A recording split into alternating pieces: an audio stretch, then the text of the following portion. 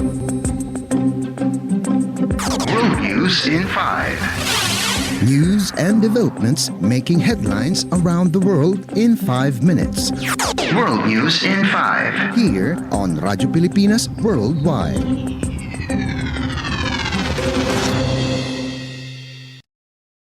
Good day. This is World News in 5 here on Radyo Pilipinas World Service. United States Secretary of State Antony Blinken warned Israel against reoccupying Gaza, even while acknowledging a transition period may be necessary following Israel's war against Hamas militants in the Palestinian enclave. At a press conference on Wednesday on the sidelines of a Group of 7 summit in Tokyo, Blinken reasserted U.S. support for Israel's efforts to oust Hamas, which killed 1,400 people and abducted over 200 others in an attack last month in Israel. But Blinken also said it is clear that Israel cannot occupy Gaza. In an interview on Tuesday, Israeli Prime Minister Benjamin Netanyahu suggested his country will play a security role in Gaza for an indefinite period once the conflict ends. Over 10,000 Palestinians have been killed, including over 4,000 children, according to Palestinian officials, as Israel intensifies its ground operation and airstrikes in Gaza. World News in 5. Here on Radyo Pilipinas Worldwide. In other news overseas, Israel's military said it killed a top Hamas weapons maker as Israeli forces carry out air and ground attacks in Gaza targeting the militant group. With Israeli forces operating in Gaza City, according to the country's defense minister, more Palestinian civilians are fleeing the northern part of Gaza toward the southern part of the enclave. The United Nations Office for the Coordination of Humanitarian Affairs estimated 15,000 people fled on Tuesday, 3 times as many people as made the same trip the day before.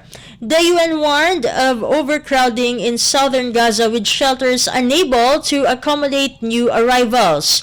About 2/3 of Gaza's 2.3 million residents are displaced, according to the UN, and they face worsening sanitary conditions and a lack of water and fuel. Israel launched its offensive in response to an October 7 attack by Hamas militants in southern Israel that killed more than 1,400 people, mostly civilians. Meanwhile, Hamas also took about 240 people hostage. World News in 5. Here on Radyo Pilipinas Worldwide. And for our Philippine Embassy news, the Korea Foundation or KF held recently its 6th Korea Foundation or KF Public Diplomacy at the Central Square, Understand Avenue, Wangshimni, Gro, Songdong-gu, a trending and popular events venue located in Seoul.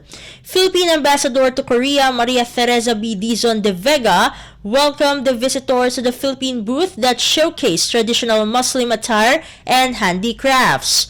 Local sweets, travel brochures, and postcards from the Philippine Tourism Office in Seoul were also offered to the guests.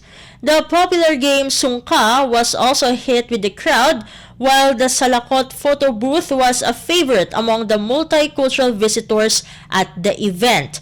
The KF also organized a public diplomacy roundtable discussion with the theme A Connected World, a joint future participated in by the ambassadors from Brazil, Canada, and the Philippines.